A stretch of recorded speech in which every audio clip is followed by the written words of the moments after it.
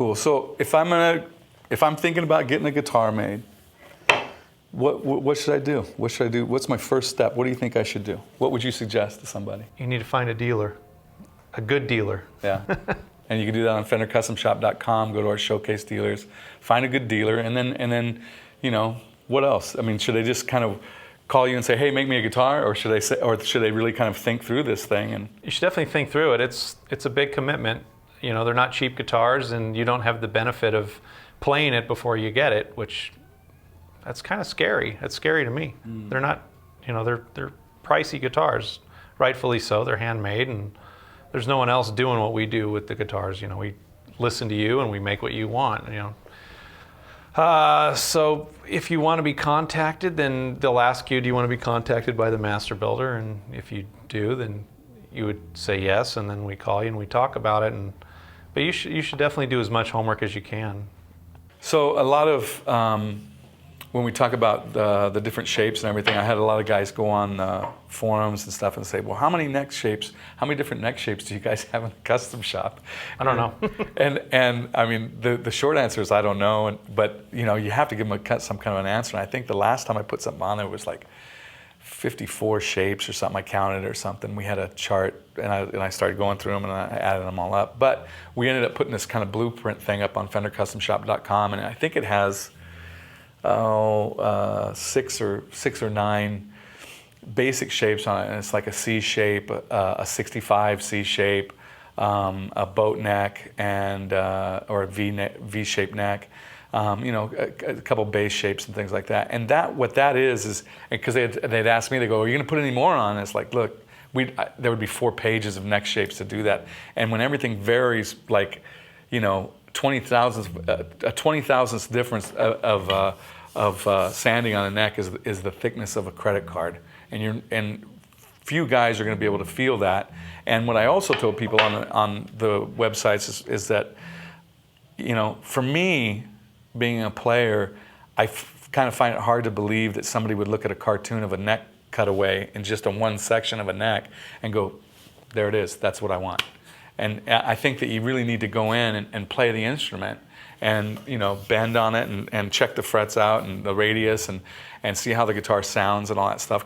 And I want to talk a little bit about the sound of things, because you have this U-shaped neck, and then you have this C-shaped neck, and then you have this V-shaped neck. So, I mean, they're going to sound different because of just the sheer mass, really. The girth of the neck or the shape of it, right? Sure, absolutely. And how does that play in for you as a builder? How does that play in when you're building a guitar?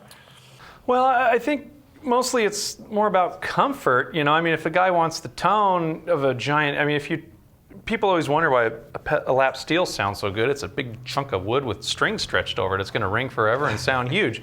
So if you can get close to that, that's great. But some guys might not feel good having that big giant neck. So, you kind of got to weigh the options, I suppose.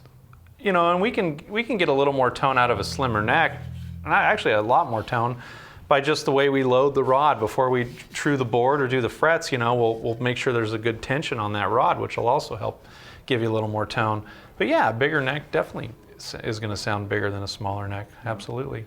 And one of the things that I really like about Fender in general, and especially in the custom shop, is when you go through there and you see we have a board back in the back where we sand all the necks and stuff by hand, and they have all these neck templates up there, and they're necks that are written on. Some of them are colored, and it'll say, like, you just walk by there. I was going through there the other night, and I was looking at it, and it's just like, it's Danny Gatton, Waylon Jennings, Jeff Beck, Eric Clapton, Todd Krause, Dennis Galuszka, Dick Dale. I mean, and it's like all these specific shapes that people have, and it's just a row of necks up there. So to quantify that and put that on the web is kind of hard. You kind of really need to. My biggest thing is, and I tell everybody this, is you need to go to FenderCustomShop.com. You need to go to the showcase dealer listing, find a dealer that's close to you, or any of those guys will work with you. They'll figure it out for you, trust me. And just get with those guys, and if you can get into a Fender Custom Shop dealer, they usually carry, enough guitars there that you can really play and you kind of get a better feel of what you want. I don't know, I mean, I'm sure there's a lot of guys out there going, well, there's a V-shaped neck and there's a C-shaped neck. I don't know which one I like better. For me, I mean, I have guitars that have both at home, so I really don't care so much about the shape of it. But for a guy who's making that investment, he may say, I really like the V-shaped neck, and so that's really what I go for. Well, even there's variations on a C neck too, and a V neck. I mean, there's variations all over the place on those. A 65C, for example, is a lot different, and the reason is the cutter they used to rough shape them changed.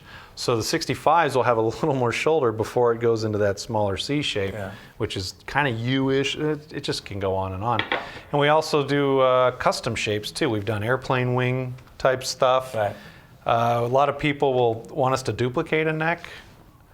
We've done that. Each builder has a drawer full of stuff we've duplicated, which is a pretty low-tech way of doing it. But it's kind of endless. Yeah.